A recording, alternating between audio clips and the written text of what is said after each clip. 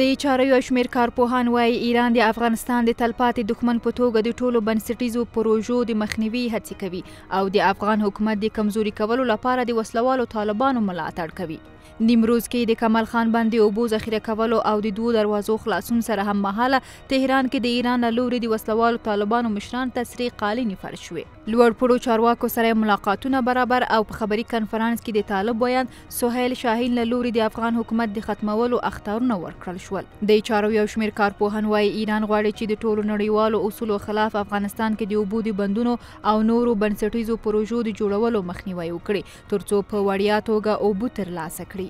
دوی وایي د افغانستان د خرابو حالاتو څخه ایران بیلابېلې ګټې ترلاسه کړي او کوي چې د طالبانو څخه یې ملاتړ ژوندی مثال ګڼل کېدای شي. چیرې د کمال خان بند یا نور بندونه چې د هغو ډېره ګټه 80% ګټه یې اوس په ایران ته رسیږي هغوی په داسې وضعیت کې دي چې د اقتصادي تعزیراتو لاندې دي هغوی ته یوه قطره اوبه هم ډېر لوی کار دی. نو په دې اساس باندې ایران چې د هر خوا نه وغواړي په هرو امکاناتو چې وغواړي د افغانستان کې د بنسټیزو پروژو مخه نیسي په افغانستان کې د بندونو د جوړېدو مخه نیسي.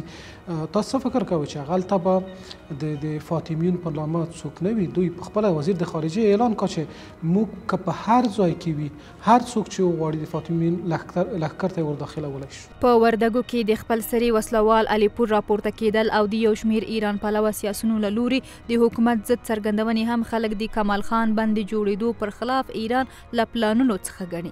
د چارو یو شمېر نور کارپوهانو په باور ایران د افغانستان په قضیه کې له منافقته ډک چلند کوي. یو لور ته طالب مشران د تهران څخه د خبري غونډو پر مهال د افغان حکومت د پرځولو اخطارونه ورکوي او بل لور ته بیا د ایراني ولسمشر ځانګړی استازی افغان چارواکو سره لیدنې ترسره کوي.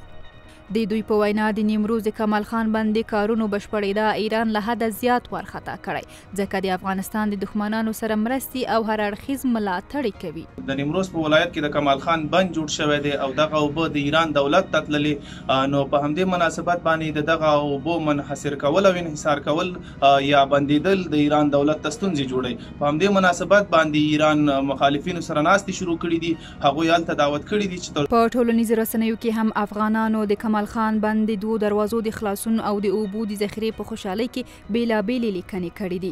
دوی همداراز د افغانستان پر وړاندې د ایران سیاست له حماقته ډک او د ټولو نړیوالو اصولو خلاف ګڼي او د یاد هیواد پر وړاندې د محتاط اوسېدا توصیه یې کړې. دی ویلو ده چې تېره میاشت د ایران پارلمان د کمال خان بند د جوړېدا په غبرګون کې یوه اعتراضیه غونډه وکړه او پر وړاندې د اقداماتو پرېکړه وکړه.